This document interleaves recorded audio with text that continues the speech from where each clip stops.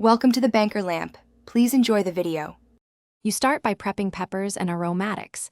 This saves time and keeps heat consistent.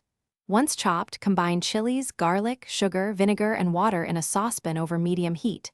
Stir to dissolve sugar and bring to a gentle simmer so flavors marry. This also softens chilies for blending. Make sure to skim any foam. Clean surface contact improves clarity.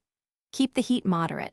Too hot cooks off acidity. Too low prolongs breakdown of sugar. Simmer 8–10 minutes until chilies are very soft.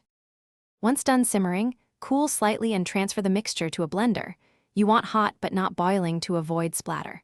Blend until smooth or leave some texture if you prefer bite. Make sure to taste for balance.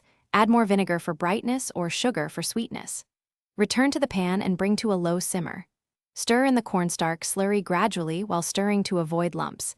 This thickens the sauce and gives that glossy, clingy texture you expect in sweet chili sauce.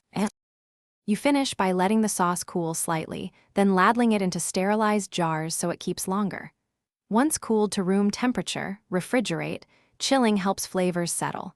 Make sure to label with date. Stored properly, it lasts about 3 weeks. If the sauce seems thin after chilling, reheat gently and simmer to reduce to your desired thickness.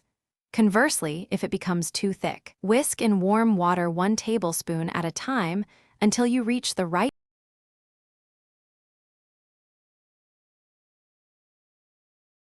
Thanks for watching. If this was helpful, leave a like and consider subscribing. See you next time.